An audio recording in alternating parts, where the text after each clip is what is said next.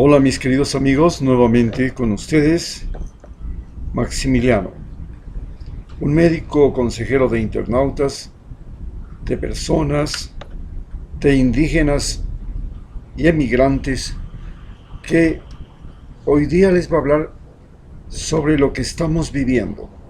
Este cambio de la explotación colonial a la industrial y ahora de la industrial a la demencial. Una explotación demencial del planeta Tierra. El mundo explota del mente, el planeta y a la gente. Ya no son aquellos días de explotación colonial, del brutal robo de tierras de humanos en cautiverio. Con los cambios industriales fueron naciendo otros males, el aire contaminado, la extinción en la tierra y lo peor fue la guerra y cualquier desastre nuclear. Pero vino otra pandemia como la gripe española. No fueron tantos millones los muertos por el COVID, pero fueron por montones los que no tienen trabajo y ahora todo ha cambiado. Aprender es algo distinto. Lo cercano y lo distante perdieron su dimensión. Vivimos un torbellino. Importa sobrevivir porque dejar de existir es la cosa más sencilla. Y a partir de esta reflexión podemos diseñar y entender lo que fue el mundo colonial y la explotación colonial, especialmente en este continente americano, en este país que es Ecuador. Si tenemos que hablar de explotación colonial, entonces tenemos que pensar aquí que esta es la colonia, esta la explotación industrial, y vamos a entender lo que es la explotación demencial que estamos viviendo. En la explotación colonial, aquí escribimos la palabra colonial, había un trayecto. El trayecto empezaba fundamentalmente con la denominada colonización. Entonces la gente venía a colonizar. ¿Qué es colonizar? Colonizar era quitarles tierras a los nativos de los diferentes continentes. Normalmente los colonizadores eran personas que venían de Europa, eran de raza blanca, normalmente de alguna de las religiones cristianas o católicos o las diferentes ramas del denominado protestantismo. ¿Y cuál era la locura de aquella gente? ¿Cuál era la razón fundamental que tenían para existir? Era la búsqueda desesperada de tierras. Querían tierras. Pero las tierras necesitaban tiempo. Se necesitaba sembrar, cuidar, cosechar, inclusive comercializar. Pero entonces había algo que se podía coger de inmediato, y eso eran las minas. Y las minas llegaron a ser la única cosa que pagaba impuesto. Y habían minas de oro y de plata que eran las más codiciadas. Las minas de plata de México y del Potosí cambiaron la historia del mundo, porque la octava o doblón español se convirtió en la moneda global como hoy día es el dólar, y era una moneda fundamentalmente de plata. Una vez que las minas cambiaron el orden mundial, le siguió lo que fueron los obrajes. Los obrajes eran las fábricas textiles. Quito y Guatemala fueron los dos más importantes lugares de obrajes en América Latina. Y hasta el día de hoy, Guatemala produce una gran cantidad y vistosidad de telas, al igual que Otavalo, al norte del Ecuador, en los Andes, vive de las artesanías textiles fundamentalmente y de un fenómeno curioso que es la migración indígena de comerciantes indígenas otavaleños que recorren el mundo. Pero la característica de todo este mundo de la colonia es que no había sueldos, eran sin salarios, no había el salario. Al no haber el salario, la forma como se pagaba el trabajo era simplemente permitiéndole al que tenía que trabajar disponer fundamentalmente de tierras para su cultivo y uso personal, o había un sistema de pago mediante mercancías o productos, y en el caso de Ecuador se utilizaba unas tablas llamadas tarjas, que era un madero, podía ser cualquiera, una cáscara de un madero de caña guadúa, por ejemplo, o un carrizo, y se marcaba ahí los días trabajados que tenían un valor, y el dueño de la hacienda le pagaba al indígena con sal, con alcohol, con textiles, ropas, con machetes o con alguna otra cosa que estaba en el mutuo acuerdo para hacer este trabajo.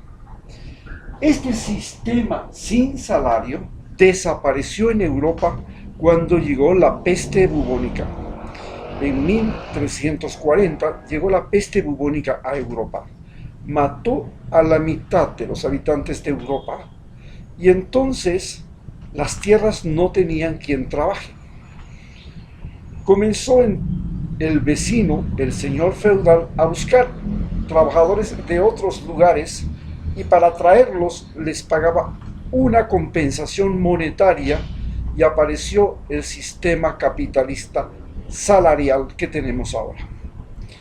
Y entonces, en América, este proceso no existió hasta llegado el siglo XX.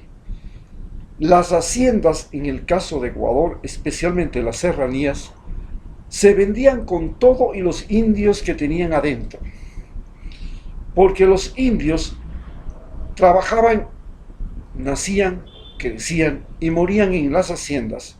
Los patrones inclusive tenían el derecho de piernada, que quiere decir que podían tener privilegio con las vírgenes y adolescentes que querían casarse, y estaban ellas obligadas a dormir con el patrón, con los hijos del patrón o los amigos del patrón, y así se creó el mestizaje en América Latina.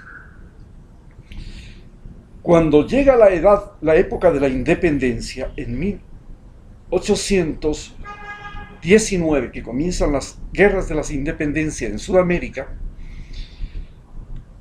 los criollos, que eran los grandes terratenientes nacidos de los españoles y dueños de tierras aquí, se rebelan contra el imperio español, que fue invadido por Napoleón y que trajo aquellas normas, aquellas ideas de la Revolución Francesa de libertad, igualdad y confraternidad.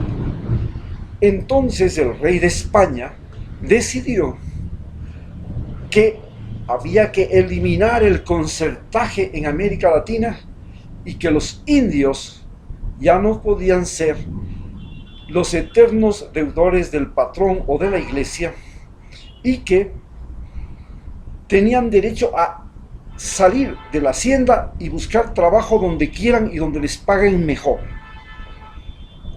Aquello no le gustó para nada a los criollos latinoamericanos y se levantaron contra el rey de España, porque además el rey de España se había quedado sin recursos económicos porque Napoleón y los franceses saquearon las arcas del Imperio español. Entonces, para recuperar su economía, establecieron impuestos a las colonias, y estos impuestos más la liberación de los indios fue el motivo para que los señores de Quito, los señores del Perú, los señores de México, criollos, terratenientes, con esclavos indígenas que se llamaban siervos, y también con negros, esclavos, se levantaran contra el rey de España.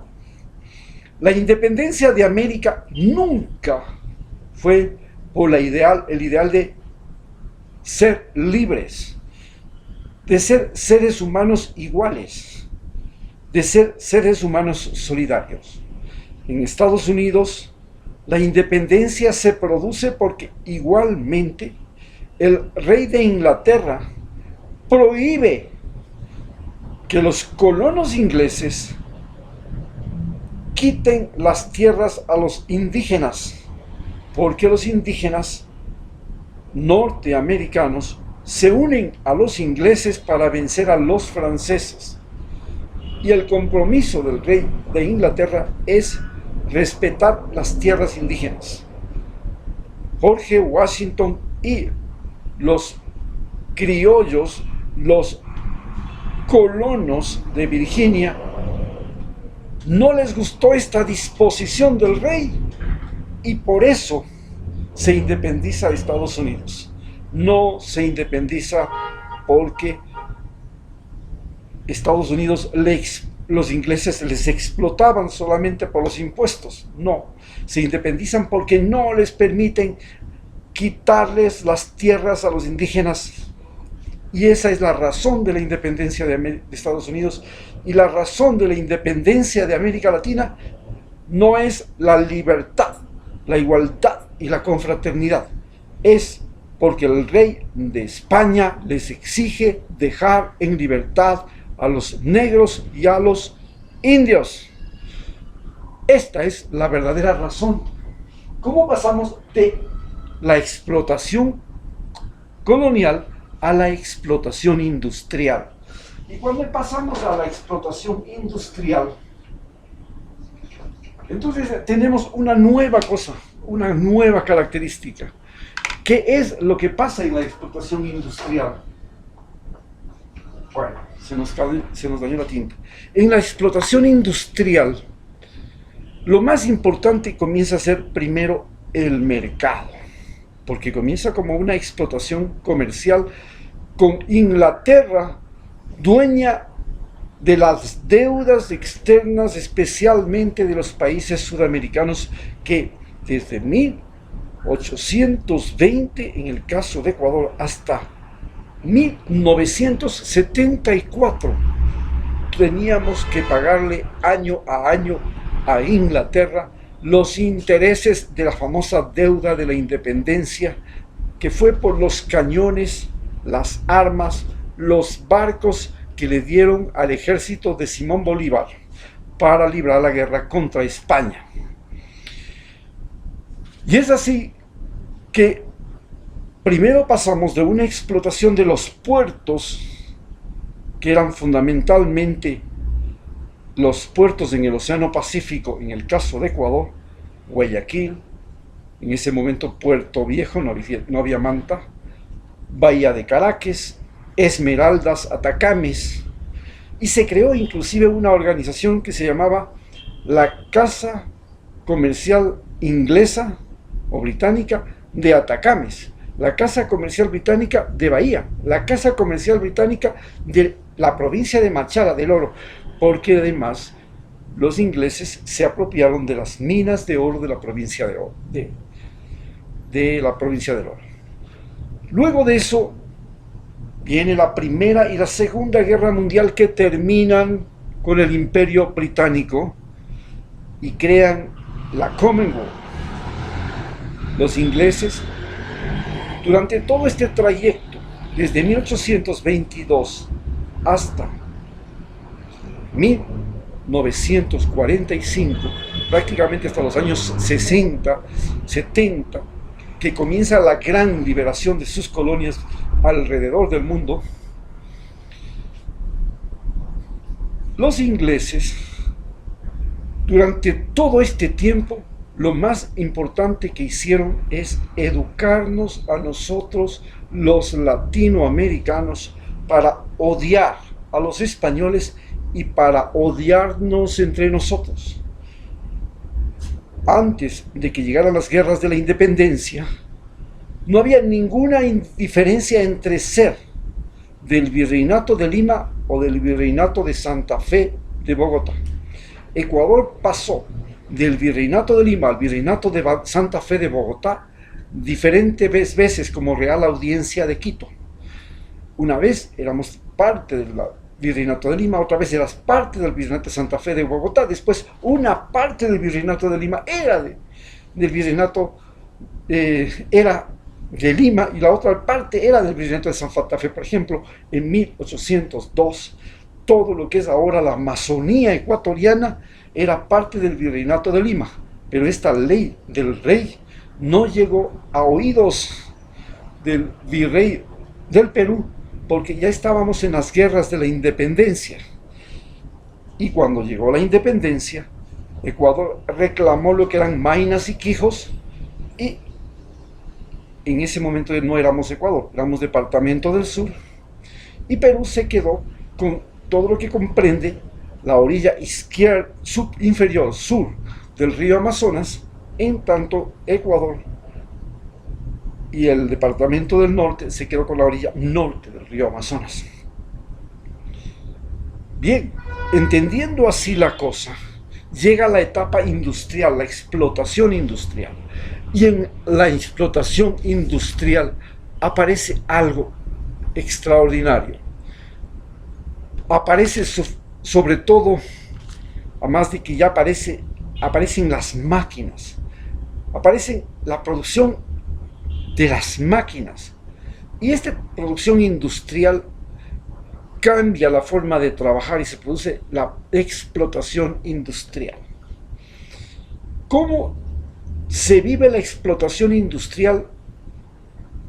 Básicamente después de la Segunda Guerra Mundial, porque tuvimos la explotación comercial antes de la industrial, llega con Estados Unidos. Y en el caso de Ecuador, la explotación industrial llega fundamentalmente al agro en primer lugar. Entonces llega una compañía llamada United Fruit, y esta compañía United Fruit se establece en Esmeraldas y hace una enorme plantación que se llama El Timbre, que todavía existe la hacienda, a la entrada de la ciudad de Esmeraldas, junto a la orilla del río Esmeraldas, un río caudaloso, uno de los pocos ríos del Océano Pacífico de Sudamérica que siempre le vence al mar. Cuando sube la marea no entra como en el río Guayas, sino que el río Esmeraldas siempre le empuja a la marea. Es un río que tiene más caudaloso, pero menos voluminoso. El río Guayas es un río que recorre grandes planicies antes de llegar al Océano Pacífico. En cambio, el río Esmeraldas viene desde los Andes más altos, desde los Andes de las provincias septentrionales del Ecuador, y están más cerca del Océano Pacífico y tienen más presión el agua. Y en ese lugar se establece la compañía United Fruit y pone barcos, aviones, aeropuertos, crea producción industrial. Hay fumigación aérea, algo que no se conocía. Hay sistemas de irrigación, tampoco se conocía. Hay astilleros para construir las embarcaciones que van subiendo a lo largo de la plantación y traen los motores fuera de borda que no se conocían con ellos, y cambia toda la economía, cambia la forma de trabajar. La gente, cuando llega a la explotación industrial, trabaja específicamente por un salario, algo que no se conocía en Ecuador, y la gente no pierde sus propiedades, mantiene su propiedad, su forma de vivir y todo. Y para poder conseguir que los trabajadores quieran ganar un salario, hace falta crearles necesidades. Y entonces, ¿qué necesidad le crean? Le traen whisky, le traen casimir inglés, le traen discos y música, traen películas, cine, traen prostitución, traen chocolates, cigarrillos, cosas que produce Estados Unidos. Y los barcos ya no vienen vacíos, vienen trayendo cosas. Y la gente comienza a volverse loca. Se crean prostíbulos donde las prostitutas se vanagloriaban porque conocían kilómetros de la cosa de los hombres. Esa locura de vivir el boom del banano fue la forma de explotación industrial que luego pasó a ser el fin del banano y nos llegó una segunda forma de explotación norteamericana industrial que fue la producción petrolera. Para 1974 vivimos el boom del petróleo. Ahora la Amazonía, que era el lugar más desconocido y distante del Ecuador, no teníamos ni carreteras de acceso, se convierte en el mayor productor petrolero de Sudamérica en la costa del Pacífico. Y Ecuador hace un oleoducto y lleva ese petróleo a través de los Andes hasta el Océano Pacífico y lo exporta por Esmeraldas nuevamente. Y hace una refinería en Esmeraldas. Y esta explotación petrolera ya no es con obreros no calificados. Comienzan a llegar ingenieros, comienzan a necesitarse electricistas, comienzan a necesitarse operadores, soldadores, gente calificada, y los salarios son mucho mejores. Las ganancias son extraordinarias. Ecuador, antes de 1974, tenía un presupuesto 10 veces menor, y desde 1974 tiene un presupuesto 10 veces mayor. Guayaquil deja de ser el centro económico del país y pasa a ser el centro económico Quito, que maneja las denominadas regalías del petróleo, que le permite a Quito crear una burocracia enorme, crear numerosas escuelas, colegios y universidades, donde se permite el libre ingreso de los estudiantes. Y esto hace que las universidades lleguen a tener 60.000, 70.000 estudiantes, algo que no se conocía ni se sabía. Y así pasamos de la explotación comercial a la explotación industrial.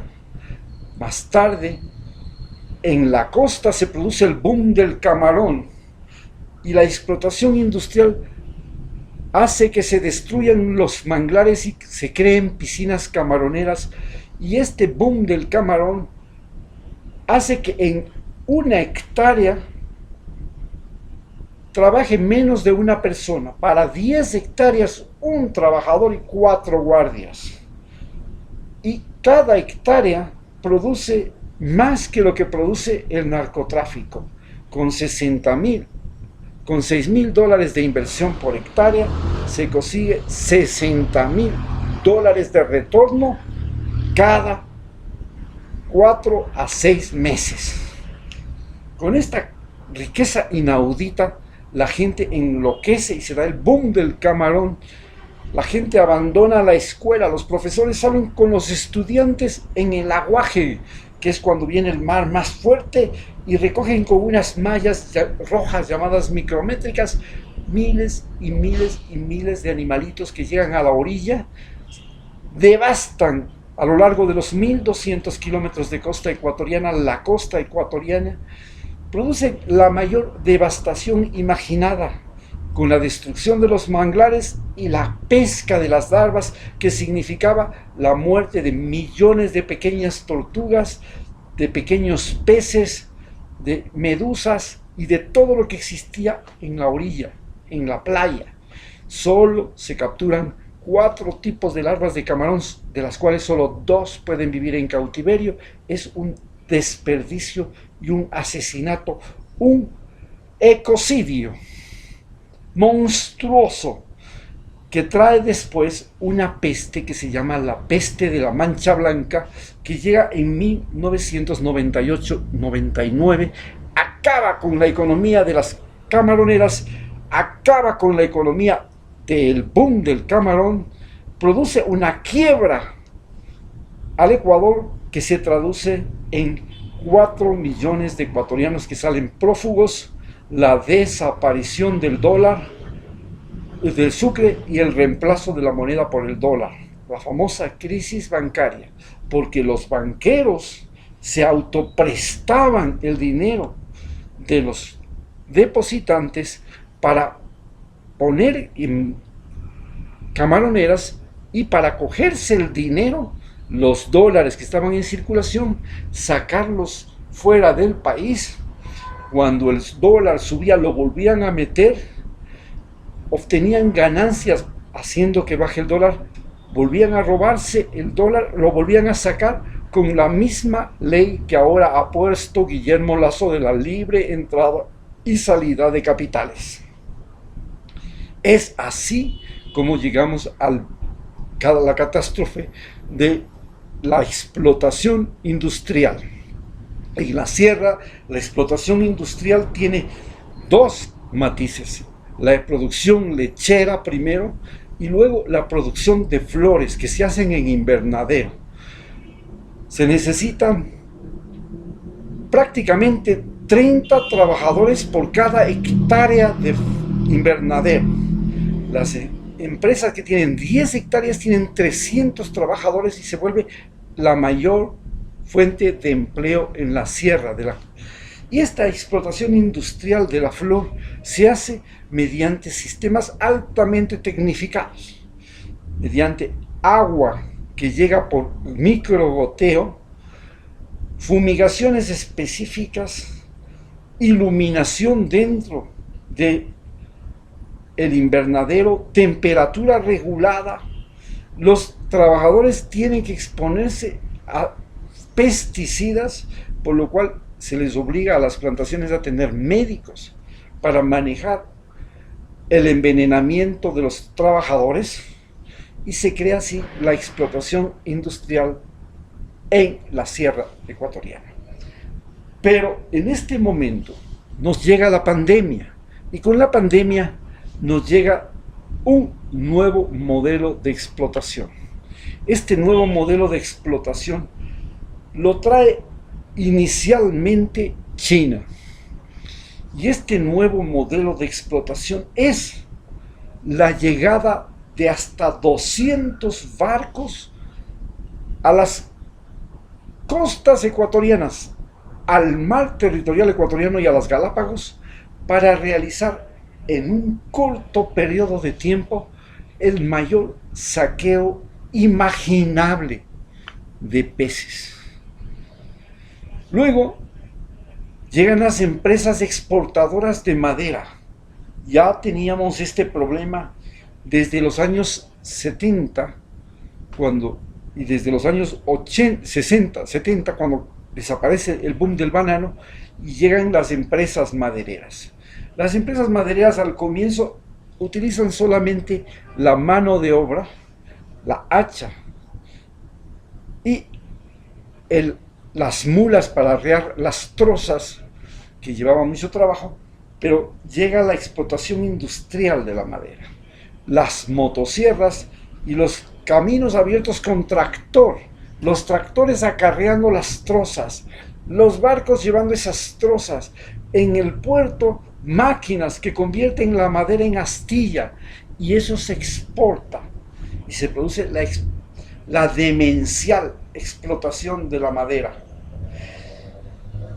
Y esta demencial explotación sigue luego con la producción de la palma africana y el aceite de palma africana, que se convierte en la forma más demencial de explotación de zonas tropicales en el mundo entero. Filipinas, el sudeste asiático, Ecuador, la Amazonía del Ecuador, la costa húmeda de Ecuador, se convierten en enormes planicies donde la vista no alcanza, llenas de palma africana, y esta palma africana en algunos sectores de Ecuador, por bendición del cielo, le ha caído algunas plagas. Un gusano que se llama del cogollo, que deja el cucarrón, que es un insecto negro que vuela y deja ahí una larva, y un hongo que ha llegado. Gracias a ello esperamos que se detenga la expansión de la explotación de la palma africana. Esta explotación demencial del Ecuador también está acompañada de una expansión urbana demencial. Esta expansión humana demencial es básicamente producida por invasiones de gente que viene desde el interior, desde los campos, desde las zonas más pobres hacia las ciudades, porque en las zonas campesinas y agrícolas el tractor, la maquinaria, ha reemplazado al trabajo humano y ha expulsado a la población hacia las ciudades. Y en las ciudades, la población tiene más cerca la educación, la salud, el transporte, el circulante, el dinero, está allá a la mano. Las cosas, usted puede conseguir cosas por las buenas o por las malas. Usted simplemente sale con una pistola a la calle y roba, punto. La forma más fácil de ganar dinero en las ciudades. En los campos es más difícil hacer eso, porque el otro campesino también tiene un arma y se enfrentan. Entonces se produce un crecimiento de esta población urbano marginal, que es una población, primero, más educada, segundo, una población más violenta y una población más irritable. Esta población más explotada, más inhumana, más insegura, sin trabajo, inestable, lo que se llaman los informales, que abundan en Guayaquil, que abundan en todo el Perú. Esta población es la que ahora se ha convertido en los invasores de Estados Unidos, como un día los mongoles se convirtieron en invasores de China luego de una enorme sequía en la meseta del Gobi, y aquello produjo la invasión mongola. Como los godos y visigodos, luego de un horrible invierno en Europa, invadieron Roma y llevaron al Imperio Romano a su final. Hoy, los latinoamericanos que viven esta explotación demencial de la naturaleza y del medio ambiente en América Latina son esa ola que invade Estados Unidos y que va a llevar a Estados Unidos por el mismo camino que los mongoles llevaron a China, que los godos y visigodos llevaron a Roma, que los piratas y los colonos europeos, después de una horrible peste de la papa, de una horrible peste del ganado bovino, emigraron a América. Y ahora la crisis económica, la peste, las circunstancias absolutamente horribles que vivimos en el continente latinoamericano nos obligan a invadir Estados Unidos y posiblemente después el mundo entero. Muchas gracias.